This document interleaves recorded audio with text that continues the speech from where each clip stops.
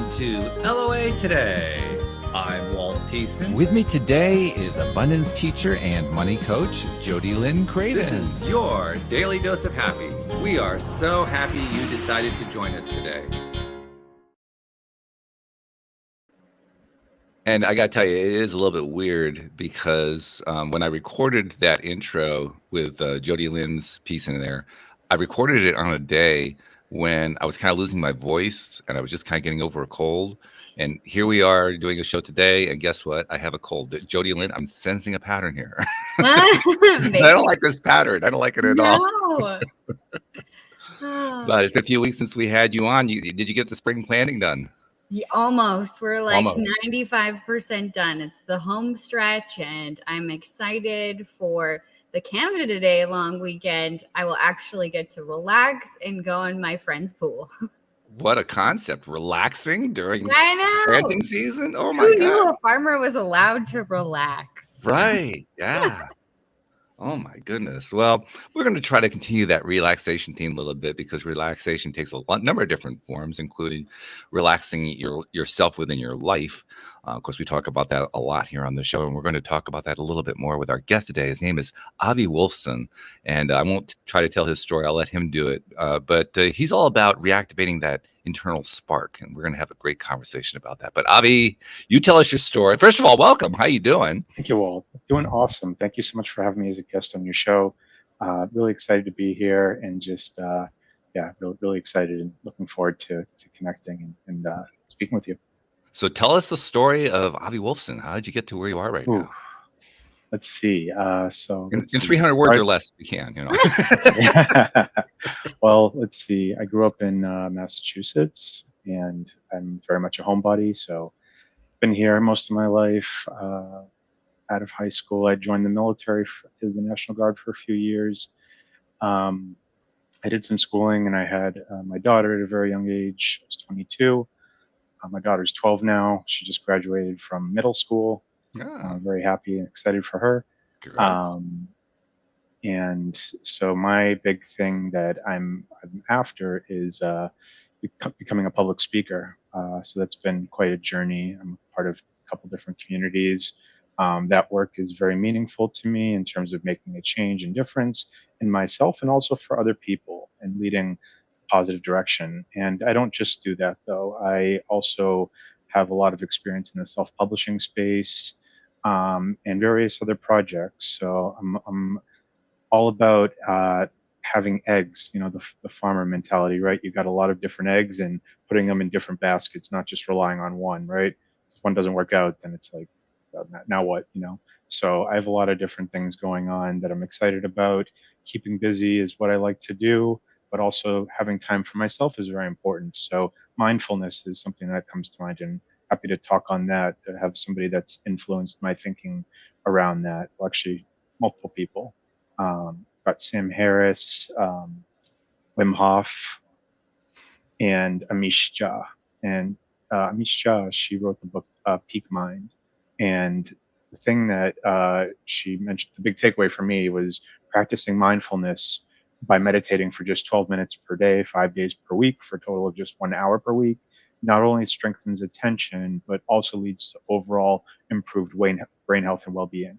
So there's a lot of benefit to that, and we can all do it. We make excuses and, find things to do, but taking that moment to just stop what you're doing and just even if it's for a very brief period, to just be present and not stuck in all this stuff, that we get stuck in every day, is just really beneficial. So, that's something that I think about. So that's a quick overview of where I started from and where I am now. I also have a full-time role. I do sales for a CRM, and let's see. That's the meat and potatoes. So okay, where does the idea of reactivating the spark come from? Great. So that's in the whole speaking aspect, right? So another thing that I did. This was in 2019. I was living in Somerville, Massachusetts at the time, and I had a guest. So there was a third bedroom, and that was reserved for Airbnb. So I had a guest. She came in from Germany. She was a professor, and she said, Avi, they're throwing axes. And I'm like, no, that can't be possible. It's not something that happens. Like, people don't do that. I'm like, she's like, no, really, they're doing it. And she dragged me there. And next thing I know, I'm throwing axes at a board, which just felt very awkward at first. But then I signed up for a season and I won a championship. Wow.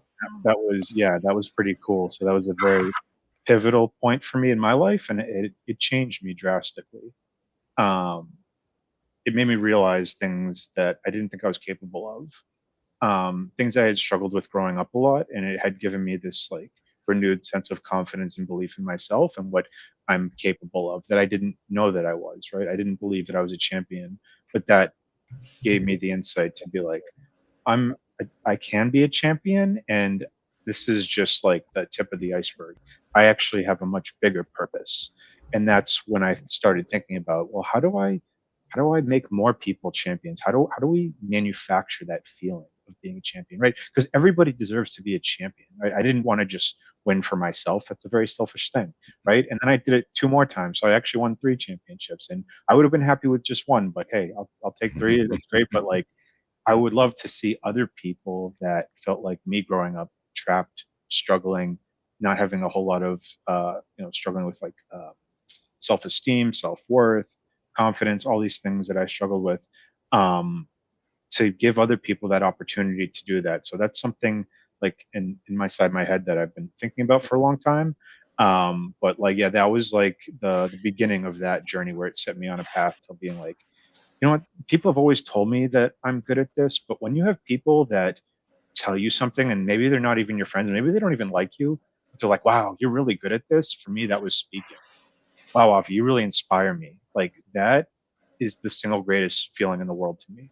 When somebody tells me that I inspired them, there is no greater happiness. It's like, wow, I've made a difference in somebody's life, and that is such a good feeling. And when that happens to anyone, not just me, but anytime we're in life and we don't know what we want to do, because we're all trying to figure out what it is that we're supposed to do. What is our purpose? What is our sense of being? And it's not just having a job that you do it and it pays the bills. No, it's about finding actual happiness in what we do, right? If you're happy and you do what you love, that's really where it's at, right? That's what it's all about, right? So for me, that was discovering like becoming a speaker. So getting back to my point to answer your question, the process that I developed is BAC, which stands for be a champion. B, balancing realism with optimism. A, activating your spark. C, changing your narrative. These are the components, the blueprint that I figured out for myself that allowed me to go from a loser, really, how I felt, not actually, but that's how I felt for very many years, to discovering the champion within myself that I did not know existed. So that was very transformative for me, and that has been a very powerful thing. And that's something I speak on, right? Because I want to give the tools and the ability to make other people champions, right? Because there's 2 different types of mindsets, right? There's a champion, somebody who wins for themselves. Look at me, I'm all great. Like, like they want to be in the spotlight. And then there's somebody who's like, you know what? I want to help the people around me to become better. We can't make no single person can change the entire world, but we can at least change the people around us, right? For better. I mean, and there's a great quote by Bob Marley, which is that the greatness of a man is not in how much wealth he acquires, but in his ability and integrity to affect those around him positively. And that quote resonates with me very, very strongly, because I think that part of our purpose here is obviously we want to do the best for ourselves. We should have goals, but like if you're not helping somebody else in this world, I think we're missing the point. We're supposed to leave a better path for future generations to make it easier than it was for us, right? So that to me is, anyways, part of my purpose and belief and why I want to speak professionally. So does that answer the question to BAC? Well, yeah, not only does it answer the question, but you, as so often happens, you're taking me to a conversation I had earlier today with someone else. Literally, this is tying directly into something I was talking about. Now, with this other person, I was communicating about status, because we live in a society that's very stratified, and Status is important to everybody to one degree or another. Some people more than others. But I was making the point that status is really more about self-confidence than it is about some sort of a pre-structured order.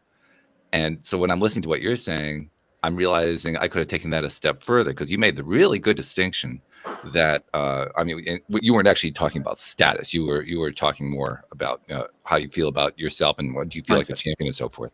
But that feeling of the champion, that's like that's being on a new status level, right?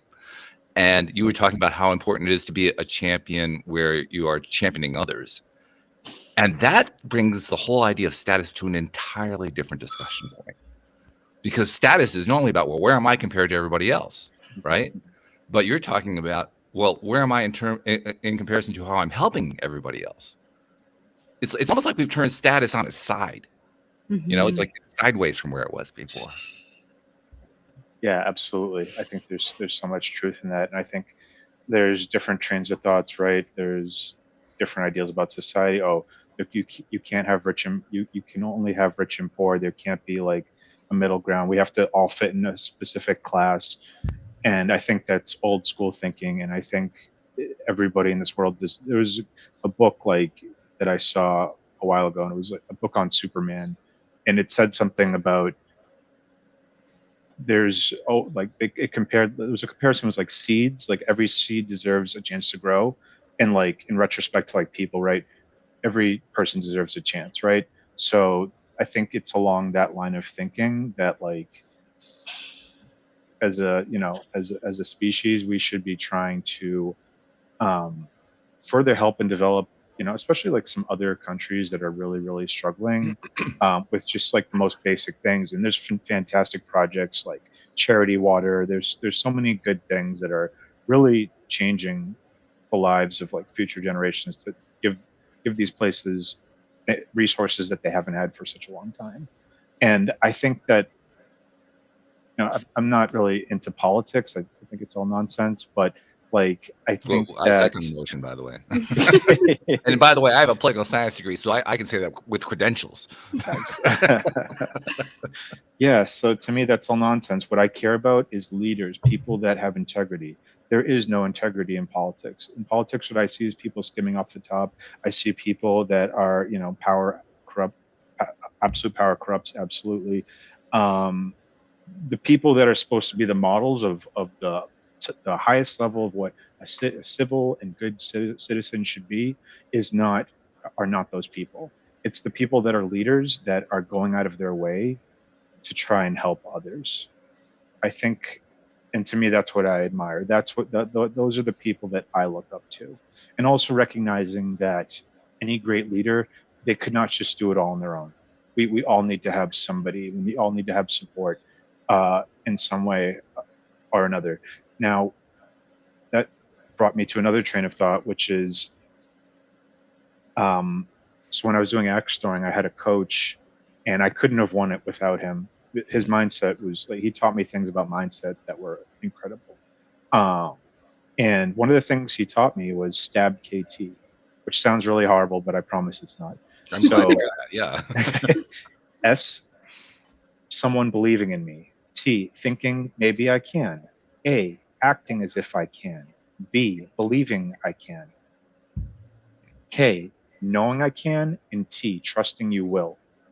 And I just kept going through that in my mind, and it really changed me, right? So there's such a powerful thing about mindset and leadership, and I do hope that more leaders arise, because I think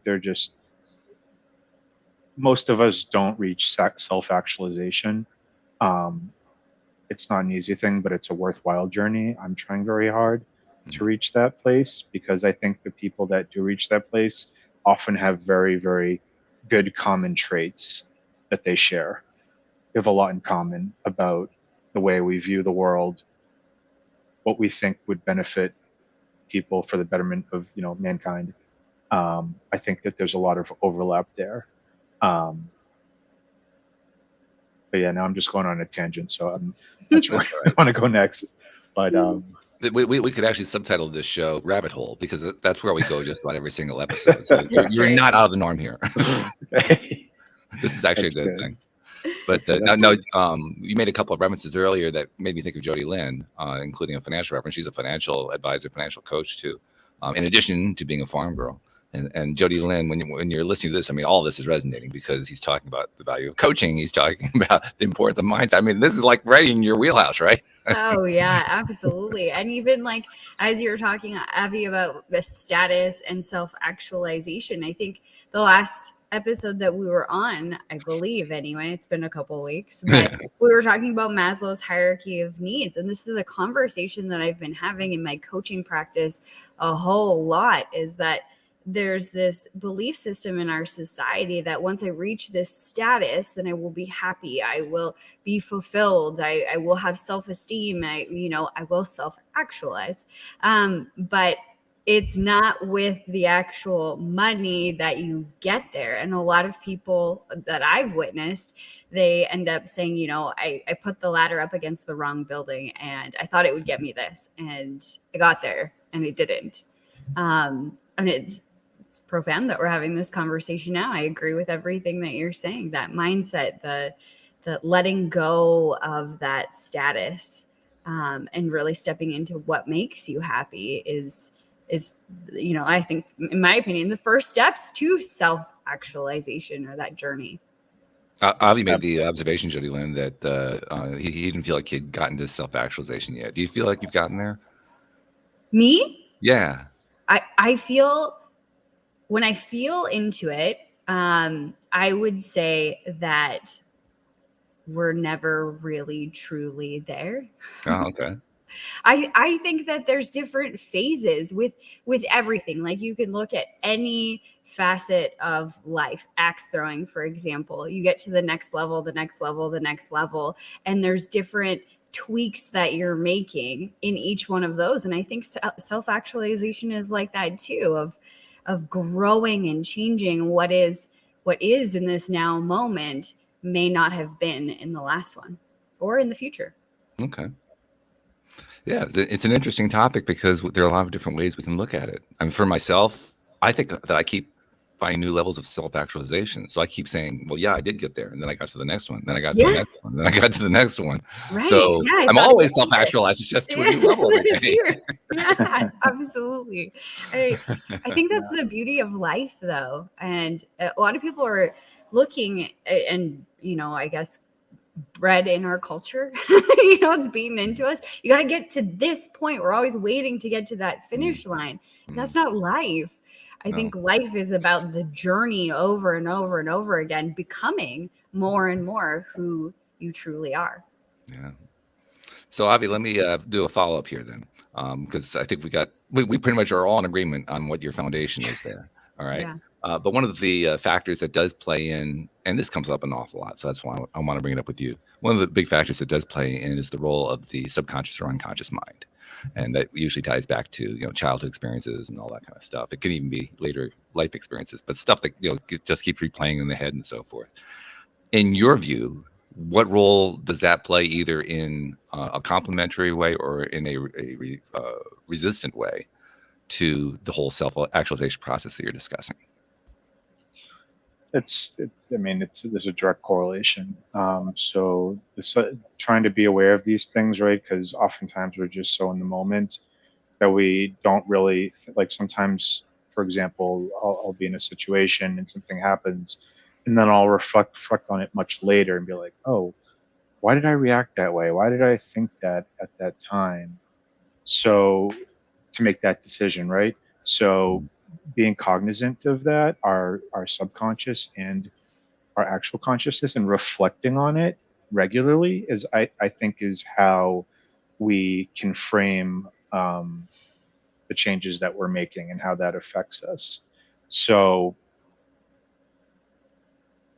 I do a lot of thinking. So I was diagnosed as a young man with bipolar disorder, type 1, and major depressive disorder. So for a long time, I didn't understand, why I was overthinking things. But when I actually spoke to a doctor and he said that to me, it was like, oh, now I understand how I work better. Now I can be better prepared to work through things.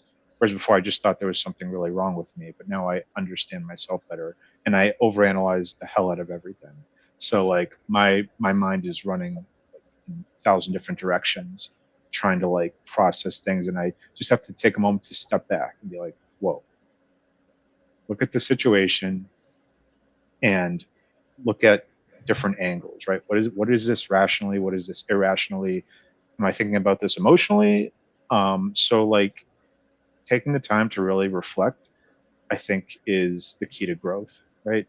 Um, that's how we better understand ourselves, and it's easier said than done because we have so many things we're doing. Like oftentimes we don't take that time to just stop and reflect and plan accordingly. So, for example, another so ironically, there's another guy also goes by Walt, and he has one of my favorite quotes of all time, and it's Walt Disney. And he said, "Make a commitment and work towards it until you achieve it." Mm-hmm. He said, all the obstacles and troubles in my life have strengthened me. If you can dream it, you can achieve it. And Greg Reed further reinforced that notion by saying, a dream written down with a date becomes a goal. A goal broken down into steps becomes a plan. A plan backed by action makes your dreams come true.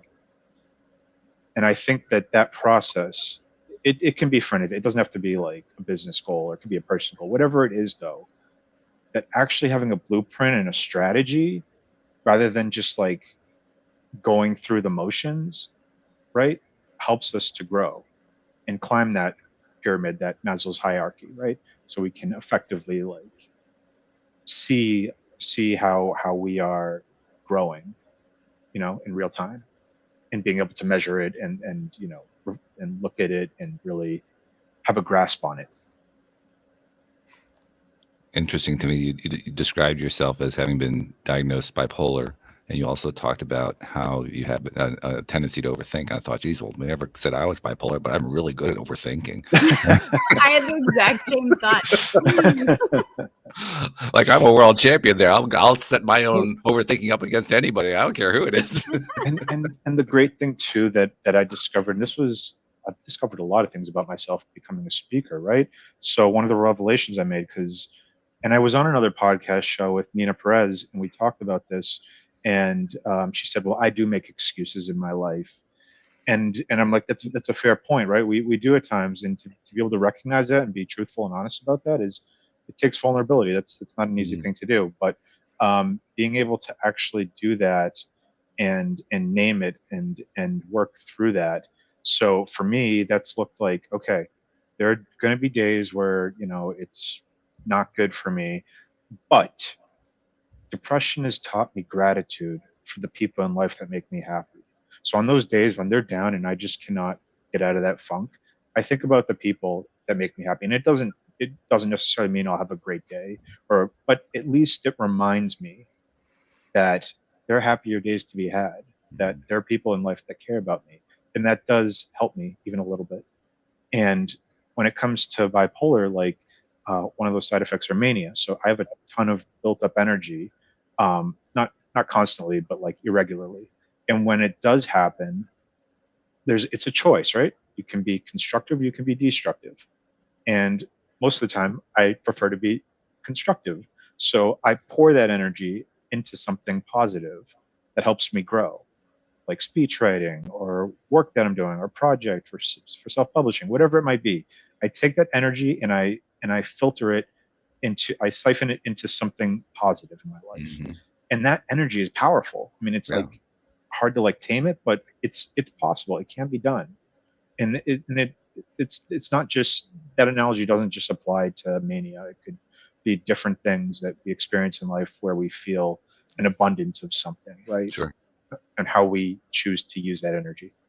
It really is quite a powerful thing that we are able, as human beings, even if we don't know it, we are able to redirect our attention to that which we like better, that which feels better to us, and get better results just from that focusing. Mm-hmm. It's rather an amazing thing. Like you said, it's a very powerful energy. But I think most of us don't really realize that it's true. I wouldn't say most of us. I'd say there's a large chunk of us that don't even realize that it's true. Mm-hmm. Yeah, and that all ties back to the whole self-awareness, right? Right. How, what's going on in our lives, what's going inside our minds, what's going on in the people around us, how are we evaluating ourselves, and what is the plan that we have to grow. Mm-hmm. Yeah. You also mentioned the power of gaining the most growth from frustrations and failures. I don't remember what the exact adjectives and nouns were that you used, but basically things that go wrong in life, which is true. I mean, that's Jody Lynn. How many times have we talked about that? I mean, this is something that comes up every show. You know, it's true. It's frustrating as heck that's where we do most of our learning, but that's where it all happens. Yeah. So I love the idea of failure too. That's such an interesting concept to me. Mm-hmm. And I think that also is a very powerful thing in terms of how we look at it and frame it, right? Yeah. And the analogy I like best is the boxing analogy, which is you're gonna win some, you're gonna lose some. Learn from the rounds you lose, and you come back harder and stronger. Life is ebbs and flows. We're gonna win some rounds, we're gonna lose some rounds. For me, especially growing up, I lost at something, I'm a loser forever. It's all over. I can never be good at this. But now it's like, wait, Mike Tyson got knocked out. Yeah, how about Muhammad that? Ali got knocked out even once. Yeah. Right? Even the best, they will have their time. Nobody goes through life perfectly without having rounds that they're knocked down in. But the point isn't that they got knocked down, it's about that they got back up. Right? And they took what they learned from those rounds that they lost to come back harder and stronger and remained champions even when they got knocked down again. And I've actually referenced this. There's one interview, only one out of all the nearly 2,000 that I've done over the last 10 plus years that I did not publish. And I for some reason, I like going back to this one because it keeps illustrating the same point over and over again, I guess. But there were reasons why I didn't publish it. It had to do with the guest attacking a co-host who wasn't there. And I said, okay, I'm not going to publish that. But the other thing that was interesting about this guy was that he didn't have failures on the way to success. He decided at age 17 he was going to become a millionaire, and he did it at 18, his first try. And the thing that's really interesting about it is he was a miserable guy. He was absolutely miserable because he hadn't gone through failure, and he didn't know how to teach failure. He was trying to be a coach. He was trying to be a coach to other people, but he didn't know how to do it because there was nothing to share with them because he hadn't failed.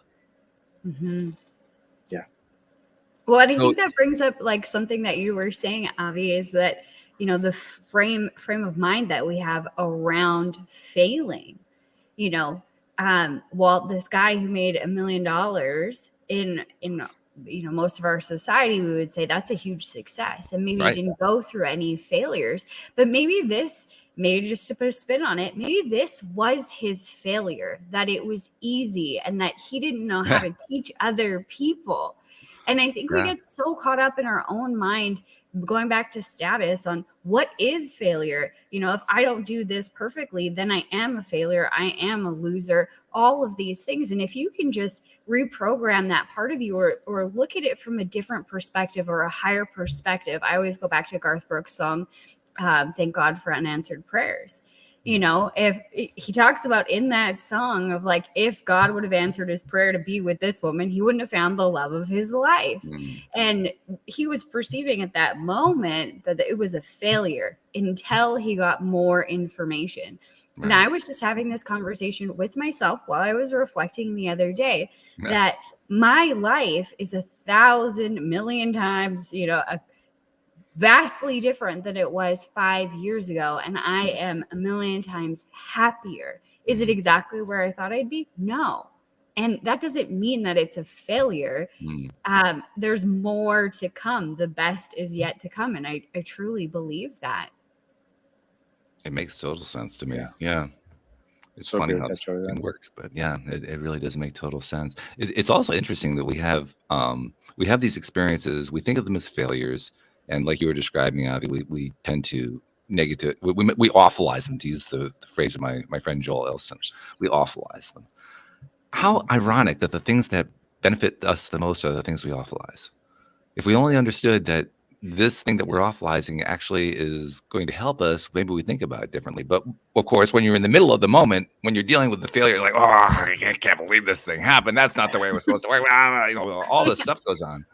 You know, the last thing you're thinking about is, boy, was I lucky to have that failure? So I guess my question to you is, how do you remember that when you're in the midst of it? Well, it's part of the process of learning and achieving success, and through trial and error. So essentially, it's something that it's inevitable, right? And from a very young age, we're programmed to be this, right? Here's your grade letter. You get a B. You're a B student. You're a B person. You're a B spouse. You're a B friend. You're a C minus this. You're an A plus this. You'll do good in life because you're an A plus student. No, that's not how it works. In fact, I think the people that are most successful are the ones that faced the most adversity and struggled the most. Tony Robbins, he was homeless. He's the greatest. He's one of the greatest motivational speakers of all time. Amazon nearly went out. They were a bookstore. They almost went out of business multiple times. Very close. Mm-hmm.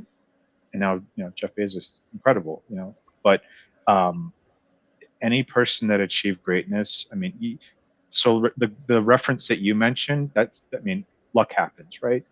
There are going to be people and they'll win a lottery ticket, but like to the point of there are different unexpected ways where we can look at failure where maybe it looks like success, but really maybe that's a failure or foreshadowing failure that's short to come, right? And something that we have to all deal with. I mean, and there's a very, very small percentage, and I think that the people that don't really experience failure are like people that are born into royalty, which is for the most part almost nobody, right? Very, very small percentage. So for them, and it's really, it doesn't, having a certain status or this money or that, we have this notion that, oh, okay, that means X, Y, and Z, like Jody Lynn you were referring to about like how trying to reach this status, this amount of money, achieving this or that, that doesn't always reflect. Because there's like a analogy or a story that goes, there's a prince and he lives in this palace that's surrounded by guards and everything's perfect. Everybody does things for him. And the moment he steps outside of that perimeter, he sees people that are poor. He sees people that are suffering, and he can't live with himself. It's just too much for him. He just can't comprehend it, right? So having a certain notion about failure and what that looks like may not look the same for every person. It can really vary.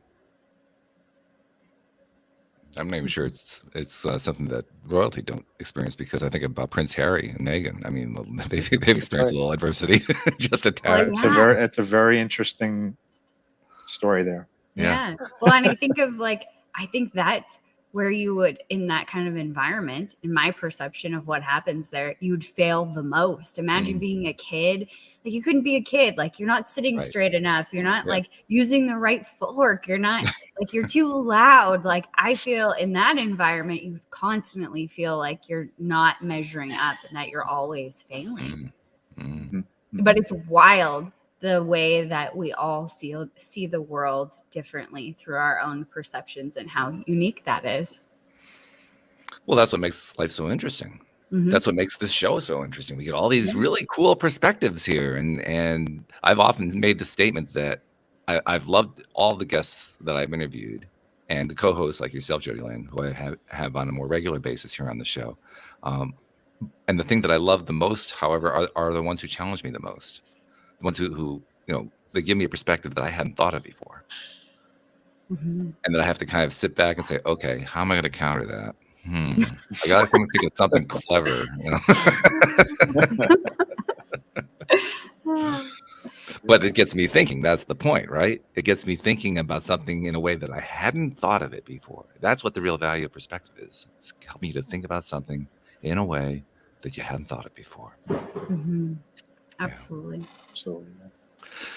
Jody Lynn, when you think about this in regard to your clients, the people you work with, and now you're working mainly with people on financial issues, but one of the thoughts that comes to my mind, and you probably have experienced this in a different way, sort of a related way. There are coaches who work with clients for relationship purposes, for instance. And one of the stories that comes out of some of those people that I've interviewed who do that kind of coaching or therapy or whatever is that very often there are people who have, Jeff Bezos level, they're multimillionaires or billionaires or whatever, and their relationships are in tatters. So I like to refer to this one a lot because it has a great big number to it, and that's why I like it so much. But I mentioned Joel Elson. He's one of my co-hosts. He does the Tuesday show with me, and Nice. Joel has this really interesting background, and he is. I couldn't even begin to do justice to all the things that he's done with his life. But he had one story that he told one time where he was coaching a gentleman who was a billionaire. And this particular billionaire, they were doing it as a Zoom call so they could see each other on the computer screen, right? And this particular billionaire was wrestling with something that Joel had said to him. Joel had challenged him in a certain way. And so he just kind of looked away from the screen for a bit. He sees a piece of paper on his desk and picks it up. He says, "Oh, forgot about that." And Joel says, "What is it?" He says, "Oh, it's a $17 million dividend check. I just forgot I deposited." There's a great example of perspective, right? To him, a $17 million dividend check was nothing. It meant absolutely nothing at all. Because what he was dealing with, I don't know what it was, but maybe his relationship with his wife or his kids or something like that, to him was the big issue. That dividend check, who cared? Completely different perspective from most people. But it shows just what the value of that perspective is. Yeah, absolutely. So Jody Lynn, when you're working with your clients, you're doing it from the perspective of helping them with financials. Do you find that there are people who already have their relationships sorted out, or they've got their health issues sorted out, and finances is their thing they're working on? Or do you find that there are people who just need work on everything? I find that there's a common thread of whatever their issue is that they're experiencing in money throughout every other area of their life. There's something showing them. Like, for example, I don't know that billionaire guy, but he was like, oh, $17 million, insignificant. He could care less. Yeah. I would be curious if he also treats his spouse like that, or certain things that she feels are important to her or make her feel loved, fill her love tank. I find, especially in the abundance consciousness practice that I have, so teaching people how to move through their money stories and attract more abundance and live an abundant life, it's never about money. It's, this perception that they have of like, oh, when I have money, then people are going to think I'm awful, or I'm an asshole, or nobody's going to like me, and I'm not safe to have money because people will come after me, or the government, or whatever the story is. There's a related thread that runs deep through all of the areas. And I see that in myself with a lot of different things that I've worked through too, is that, it was showing up in money and I could see it there. And when I started to pinpoint what is the subconscious program that's running, or what is the perspective that I'm stuck on that keeps getting me to this spot, I could see a relation in relationships. I could see a relation in, every single thing, my health, my wealth, everything was connected. So very interesting. Yeah. So it kind of makes anybody who hears you say that kind of take pause and take inventory and say, okay, what's my thread? Yeah. That's not easy to answer. No, it's not. Like, something that was big for me was I never felt like I had enough time. And I always felt like I was behind. So I'd wake up in the morning and feel like I hadn't done enough. And it was something that I wasn't conscious of. I was conscious of how I felt. Like, I was like, when I woke up in the morning, like, I gotta go, whatever. Right. And so to follow that thread, I felt like I hadn't done enough. So I was like beating myself up. I was very negative in my own head. You should have done more already. Like, it's 7 a.m. You should have done more. Like, what? I never asked any of those kinds of questions, but you follow the thread through. And I was so, consumed with, I got to get to work. I got to get to the office. Like, even though I didn't have an appointment or anything, nobody was there at 7 a.m. And nobody wants me to call them at 7 a.m. Let's be honest here. I need to get to the office because I should have already been working. I should have already meditated and read my 10 pages for the day and read my goals and done all of these things. So I would rush through life, and I would rush to get to the office, and then I wouldn't pack a lunch. And then I would wait until I was starving at 2:00 and be like, I'm so hungry. I just need to eat like right now. Anything will do. And then I would notice on my balance sheet at the end of the month that I was spending, $500-$600 at McDonald's. Well, it's not serving my body. It wasn't serving my checkbook. That's not where I want the money to go to. But it was this thread of like, I got to be somewhere else. And I wasn't paying attention to how I feel or why. And that's how I treated my relationships before I met my husband. Every relationship before that obviously failed. But they were all, not most of them, all of them, if you will, were transactional. I treated people like a transaction. And awakening to that, seeing how I treated everything in my life as a transaction was like, cut me off at the knees and punch me in the gut. That was a hard one to see, how everything was connected and how I wasn't opening up to anyone in a relationship or the people that I was friends with, or most of the people. Like, I guarded myself. And I didn't make time for those things because of the perception of I don't have enough time. Okay, now this is interesting. I'm going to tie this back to our original topic, because Avi's basic concept is you want to reactivate your spark. And when I think of the spark, I think of the spark as being like a spark of energy. I'm not sure how you think of it, so you'll have to elucidate on that, Avi. But the thought that occurs to me is, well, if we're giving so much attention to something, we could argue that there's a whole lot of energy going into that. But that's not really the same thing as the spark. So let's talk about the difference between that kind of awfulizing focus and the spark. Absolutely. Yeah. So activating your spark is all about try taking a class or course you're interested in, going to a conference or event, network with people, finding a mentor, or joining a group in person or online you share some more interest with, right? It's finding that thing. For me, that initial spark was something much smaller, which was axe throwing. That sparked me. It's like, oh, wow, I'm throwing a tool and it feels good. And I'm talking with people and they like me because I'm good at throwing an axe accurately at a board. But it was an initial spark, but then it sparked something much bigger, which was like, sure, winning the championship, that was a great feeling. But an even better feeling was the fact that I got to speak and inspire my entire league when I won. I got the chance to speak because I won. And everybody listened and they loved it. And they told me I inspired them. And that was the pinnacle, right? That was where it was at for me. And at the same time, I was like, I spent a lot of time reflecting on this. I'm like, this is not a practical thing to expect that most people can just walk in and win a championship, but they shouldn't be denied that opportunity to feel what it feels like to be a champion. And it doesn't mean you have to win a trophy either. And that is something that I grappled with a lot. Do you actually need to be the best at something? And the answer is no. The answer is that spark can be doing something you find meaningful. It could be volunteering. It could be doing something that you didn't know you were good at, right? It's about maximizing your opportunities to find that thing that gives us a reason for being, or gives our heart makes our heart beat, right? So that's what activating a spark is all about. And I would say they're all important in that process of the BAC. But like activating the spark is a really important one. And I did want to also touch on the whole idea of money, which is very fascinating to me, if that's okay. Yeah. I think that's very interesting. And listening to Jody, Lynn, what you were saying really resonated with me, because growing up, money was like a very transactional thing, and that affected my ability, or not ability, but my frame of mind of how I viewed relationships, right? Oh, you give somebody a gift, and that is how you earn their love and affection and admiration. And that was a very flawed thing that I am still working on. But yeah, a lot of these things we learn from a young age. When we see these, they expect me to be, these are normal behaviors, right? This is what my parents do, so like this is okay, this is normal.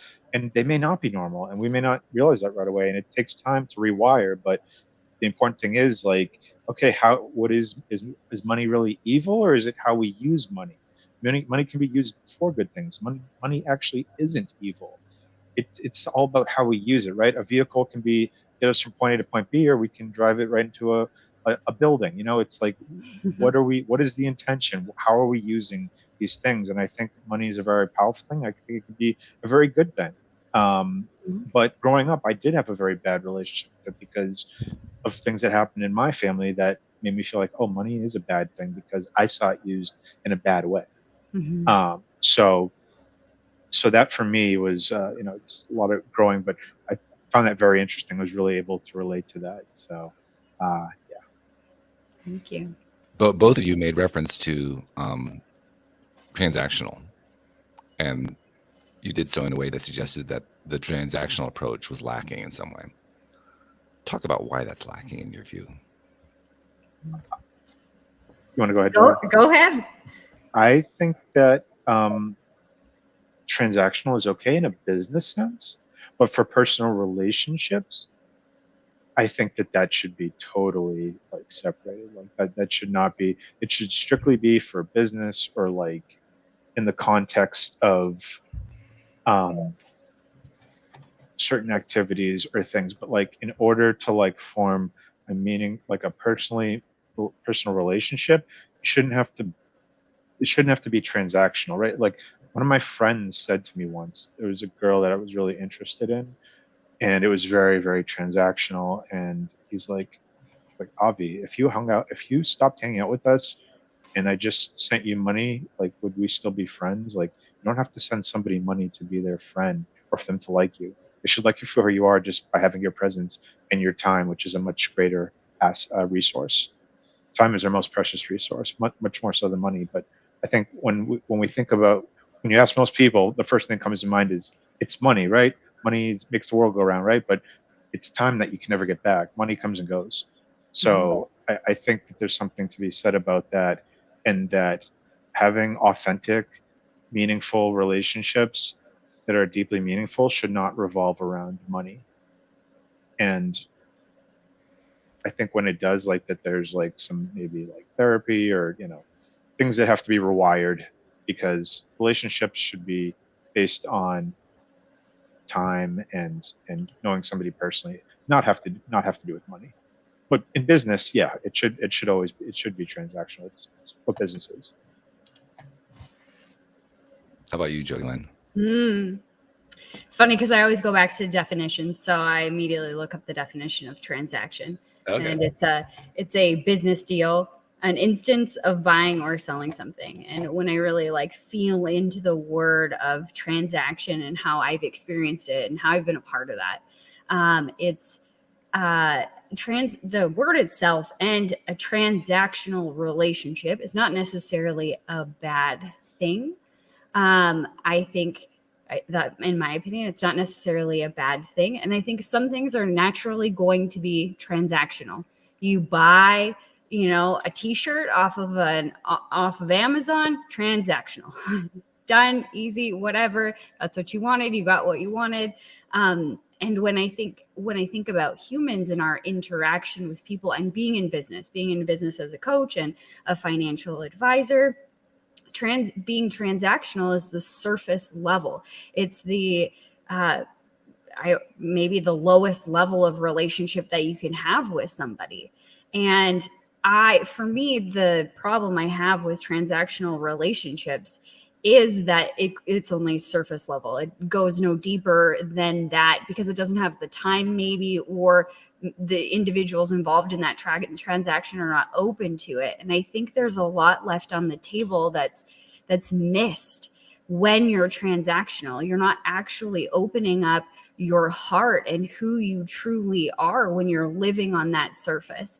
So for me, the realization in that I was having transactional relationships and I was treating a lot of things like transactions was that depth of connection that I really desired.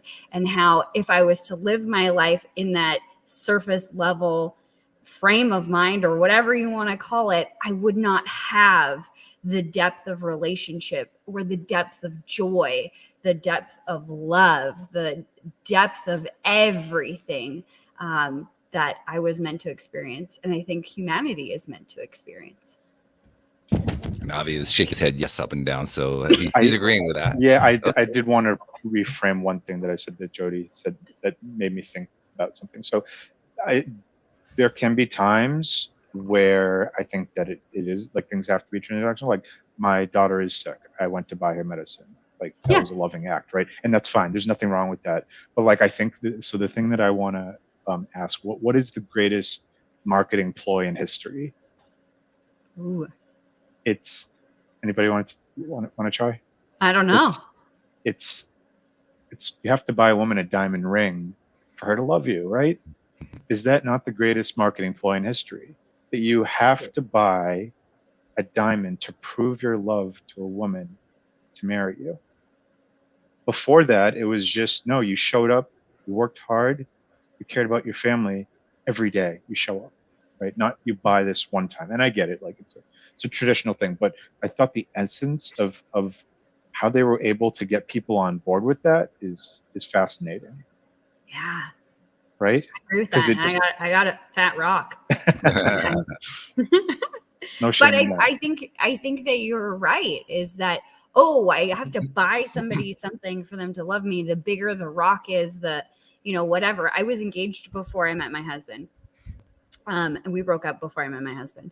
But he got me a 1 carat diamond ring, and it was really important to him that it was a 1 carat diamond ring, and that everybody knew that it was a 1 carat ring. And that really was the circle of friends that I hung out with. It was the 1 carat plus club. Like it meant something. And I realized how transactional that was and how superficial it was, because it meant nothing. Now, fast forward to, that relationship ended. Thank goodness. It was exactly what needed to happen. Didn't feel like it at the time, though. But fast forward to meeting my now husband. When we talked about getting married, it was all about the partnership, and it was about what we wanted to bring to the table with us as a couple, and how we wanted to support one another, and everything like that. And I remember him asking me, like, what do you want for a ring? And I was like, well, just like anything. It's just trying to be, pleasant. And he's like, no, seriously. Like, if you could have it all your way. And I said, oh, if I could have it all my way. I remember this ring that I saw when I was like 18 years old in a magazine, and I just fell in love with it because it looked like a princess's ring. Like I have always loved this ring, never saw it in person. And the brand was Takori, and it's a fancy brand, so you're paying brand name prices and whatever, right? Right. And he says, okay, well, there's a trunk show, and there's only one place in the city next to where we lived that has this type of ring. Do you want to go? And when I saw it in person, I didn't care how big the ring was. I didn't care anything about it. It was just that vision that I had in my 18-year-old self. Like, if I could have it all my way, I would want this. And then I left it in his hands saying, it doesn't have to be that one. Like, you could get me a knockoff. I don't care. Like, I want to marry you. And literally the day that I married him, he bought said ring, by the way. That's what I have is he bought me the ring that I wanted. And on the day that I married him, we had the storm of the century, I think. And it was all an outdoor wedding. We had tents and stuff like that, but the ceremony was outdoors on my parents' farm. And I was literally, there's a picture of me sitting beside the door in my big wedding dress. And like, I'm just sitting, staring out the screen door. and they're like, oh, are you upset? Or whatever, right? Because our wedding was delayed by 45 minutes. And no, I'm not upset. And I just like keep checking my imaginary watch. Like, what time is it? What time is it? They're like, why are you so anxious? And I just said, I just want to marry that man. Like, I don't care if any of the guests are there. Can I just go marry that man? I will stand in the rain for him. And that's true today. I think what you guys are bringing this to is something that I kind of had in mind when I raised the question about this transactional concept. And I'm going to get there by muddying the waters. As Jody Lynn knows, sometimes I like to make things clear. Sometimes I like to just muddy things because it's more fun. This time I'm going to muddy things a little bit. But it's been pointed out on many occasions that money is really, and the exchange of money is really just an energy exchange. Mm-hmm. That it is indeed literally nothing more than a physical representation of something that happens energetically. So if we think about a transaction in those terms, then what's really happening is an exchange of energy. So if we're talking about something that is more than an exchange of energy, what is it? And the quick answer that comes to my mind is, well, it's a gift of energy. It's energy without asking for something in return. Mhm. And I think that really ties in with what a lot of us associate with love. You were talking about love, Jody Lynn. For you, the ring was symbolic, which is what a ring is anyway. The ring was symbolic, but what the real thing was, I just love this man. I just want to give my love to him. Mm-hmm. You weren't even thinking about whether he was going to give it back. No. That wasn't even part of the equation. No. So I think what we're talking about is how, as selves, we love the idea of a one-way energy exchange, which isn't really an exchange. It's a one-way. It's a gift, if you will. It's a gift of energy. It's a transfer of energy in one direction, and we place a lot of value on that. Mm-hmm. You know what? Well, that brings up how I transitioned from being that transactional person. When I started to like reflect on that belief system that I was being transactional with people, what was underneath that was it's protecting me. Because when I care about somebody, I've been this way my entire life. When I care about somebody, I give them a piece of my heart. Like, and I will go to war for you. Like, you don't mess with my friends, the people that I love. Like, I will go to war for you. And then early on in my brokerage business, you know, I would be recruiting people and people would be, you know, getting licensed and on my team, and I'd be building, and then they would quit. And I would be giving my heart to them each time. And so I had this belief system, or I developed this belief system, that I only have so much to give, and that when I give it to people, they might take it and I'll never get it back. Oh. And when I let go of those two things and just began to love with an open heart, understanding that it's a constant exchange and energy cannot be created or destroyed, it just simply is. And it's, you have more and more and more to give, essentially. When I came from that state, the depth of my relationships completely changed. Yeah, that's one of those concepts that talk about the power of perspective. I was presented with a perspective on exactly that last point you made, this idea that energy can either be created or destroyed, with the channel David Strickle, who, Jody Lynn, you've met, you've interacted with David, and yeah. it was a session with the Stream. The Stream is the name of David Strickle's channeling entities, so to speak, Avi. And the message that came through from the Stream was really along this particular line. And I was asking a series of questions, trying to understand the nature of the universe as non-physical energy understands it. And it led up to a point where I realized what they were talking about. They were talking about expansion, how we live in this life to constantly be expanding, and the whole purpose of all the stuff we go through is for expansion. And so I said, well, does that mean that we're creating energy? Because I was thinking about, Newton's law, right? My energy can either be created or destroyed. They said yes. I said, well, wait a minute, we just upset Sir Isaac Newton. But this is a big deal. This is a big deal because, and I did a couple of follow-up questions, and what it all add up to is not only can energy be created, it can't be destroyed, so it's always increasing. And I said, oh, okay. Well, this is a fascinating concept. So if energy is always increasing, then regardless of whether we're being transactional or just giving, it almost doesn't make any difference from a universal perspective because it's all increasing. Mm-hmm. And so I had to start rethinking a whole bunch of stuff because of that. A whole bunch of assumptions that I had. And I'm still working through them. I mean, that conversation happened about 12 months ago, something like that. I'm still working on it. 12 months later, I still haven't filtered all that out yet. But it certainly opens up all kinds of possibilities. So I throw that out there as a last thing for you guys to address before we start to wrap it up. So what Avi, when you're hearing that, what are you thinking? Yeah, that had got me thinking about a lot of things. So one thing Jody Lynn mentioned that got me thinking, I'll go to war for you, right? For me, that looks like you have to be good for your word, which is like kind of like an old school train of thought. But like for me, I take it very seriously. When somebody's not good for their word, like I identify them as a certain way, like this person is not trustworthy. And there was a thing that happened, which is a point I want to bring back to. A friend I worked for 4 years. He was a best friend of mine, knew him since like second grade. I worked for his company, and it got intermingled between friendship and business, and it ended up going really, really badly.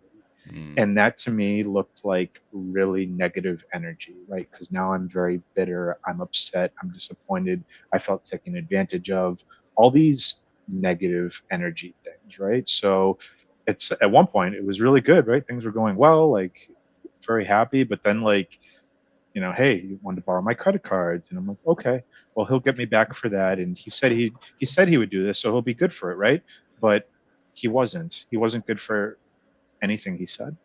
And so that left me with a very angry feeling. And it took me 2 years. Just recently I saw him at a friend's barbecue because he's in an inner circle with all my best friends, which made it even worse because I felt super uncomfortable being around my friends, being like, is he spying on me? Is he telling him what we're talking about right now? And like, and just when I actually got to the point where I forgave him, which is literally just like 3 weeks ago, it was such a relief taken off my shoulders. And there's a quote, and it really is so true, by Lewis Smedes. To forgive someone is to set a prisoner free and discover that prisoner was you. It was Wow. hard. It was hard. I don't know that because I saw him a year after, and I was so angry when I saw him because the first thing that he said was he brought up his business and how well it's doing, which is the last thing I wanted to talk about. Like if we talked about something else, like fine. And this second time though, I had really let it go completely. And he talked about his business again, and I just smiled. And I said, okay, he might be socially awkward. He doesn't know that bothers me, but whatever. I don't care anymore. I've let that go, and it just made me feel so much better. I wasn't stressed worrying about like this or that, or you know, I'm not comparing myself to him anymore. I'm comparing myself to the person I was yesterday. But it did make me think of like, yeah, energy is always increasing, and it is an exchange, but I think there can be negative energy too. And not to get into politics, but like I look at somebody like Putin, and I get a very strong sense of negative energy. Like this guy is not making friends. He has a certain intention and things he's trying to do that the world is looking at and is being like, this guy's got a lot of negative energy. And maybe I'm oversimplifying it, but I don't know. That's just my thoughts that I wanted to share. That's great. I love that. Jodlyn, you want to bring this home for us? Yeah. In the darkest times of my life that I thought were the most negative, the most atrocious moments of my life, sitting in that feeling, being in that space, being in that energy really opened my eyes to the light and the good and the beauty that really is in the world. And so I think that the negative can be transmuted to the light, and that all is truly just one. And as the energy expands, so will we. And that's what it's all about. See, that's one reason, Avi, why I have Jodlyn as a co-host. I mean, did you get a better summary than that one? Like, wow. That's why you have her on the show. Okay, that makes sense. Whoa. Bring it all home. Thank you. Wow, that was fabulous. Now, actually, there's something we didn't touch on because you have a newsletter that we hadn't even mentioned yet. We got to talk about that. Yes. That's right. So I know, Jodlyn, you said you grew up on a farm, or you're a farmer, right? So my analogy is the having eggs. Those are our opportunities. Those are our things that we want to work on, and not all of them are going to hatch. Some of them, maybe we give them more attention to, we care more about them, wait and see what this happens. Maybe we'll push this one to the back and just focus on these. So a big egg for me that I really believe in and I love and I'm excited about is All Star Parent. That is a parenting newsletter where we take all of the best, most notable and authoritative parenting figures in the industry, and we take their podcasts that are like 45 minutes, hour long, however long, and we break them into just like a 5-minute summary. Super easy to read. Find exactly what you need. We cover all areas of parenting, toddlers, teens, anything that you want. You can find it on All Star Parent. It's free to sign up. You can subscribe on, just look it up. And our newsletter is called The Catch Up with All Star Parent. It's a newsletter, and it's really phenomenal value. It's free. Just sign up. And I love it. I believe in it. It's given so much good value to parents that are starting out, or even ones that are more experienced. So that's the one thing that I did want to mention. And Is there like a website people can go to find it? I mean, what's the yeah. It's substack.allstarparent.com. Oh, okay. All right. So we'll make sure we'll put a link into the show notes so that people can find it more easily. Fantastic. Good Appreciate stuff. that. So, okay. Well, this has been a really, really interesting conversation. I don't know how many rabbit holes we went down, but we basically dug up half the yard. So that's okay. This is a good thing. We learn a lot whenever we do that. But I want to thank you for being on the show. And there's something else I want to thank you for that I make a point of thanking all of my guests for, because you made a lot of commentary about this too, about how you want to and value living to find ways to help others. And I'm sure you do it, because I can tell you talk about it, and you talked about it here. I'm sure you do it in another podcast. You probably do it in your blog posts and whatever else you do it. And there are many people that we've never met, that we've never seen, they see our content, or they read it, or they hear it, or something like that, and we never know about it, and we don't know how they applied it, and we don't know what value but they got value out of it. They got something good out of it. And we have a tendency in our society to just kind of skip over that. I don't like that so much. So I like to take a moment to say, on behalf of those people you've never met and you've never seen, thank you for what you've been putting out there in content, because you are making a difference in this world. Thank you all. It means so much. And I so appreciate you having me, you and Jody Lynn. It's been really an honor to be here.